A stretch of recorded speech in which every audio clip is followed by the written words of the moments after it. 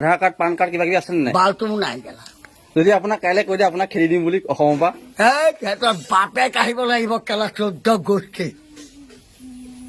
গোষ্ঠী আহিব লাগিব সিহঁতৰ কেলা মোৰ মুখত বেয়াকে ওলাব দিয়ে বেছি সুধি নাথাকিবা মোৰ ৰাগ উঠি যায় কেলা জান মোৰ গাড়ী হওক এতিয়া আপোনাৰ একোৱেই নাই, কাৰ্ড চাৰ্ট নাই।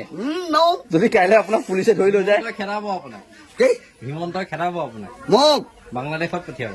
তাৰ বাপেকৰ মোৰে বাংলাদেশী খাই কেলা অসমৰ পৰা উল্টা পুল্টা নাই কবি মোৰ ওচৰত এই বকি আছো কেলা হিমন্তই খেদিব আপোনাক।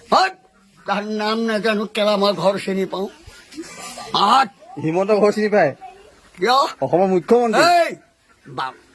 মোৰ মুখখন মোকলাই নলবা যেতিয়া আমি কংগ্ৰেছে হেমন্ত বিশ্ব শৰ্মাদেৱক আনিছিলো আনি চিধা শিক্ষামন্ত্ৰী বনাইছিলো কিয় বাগৰিলে কিয় মাকৰ পেটত এবাৰহে জগে 10 বাৰ জগে নেকি কাহ পুৰুষ আমি পুৰুষত আছো সামাজিক একো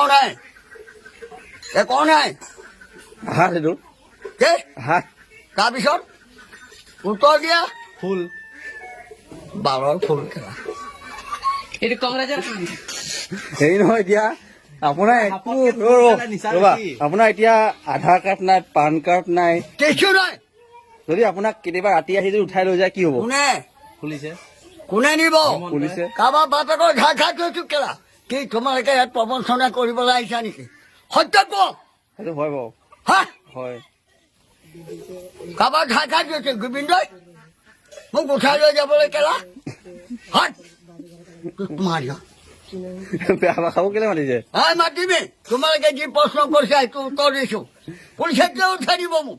হিমন্তই উঠাই নিব, হেমন্তই পুলিচ লগাই। তোৰ দাদাক লৈ আহে যা কেলা তোৰ কাকাক লৈ আহ মোক উঠাই নিবলৈ এইটো মই বৰিগাঁও লৈ আহ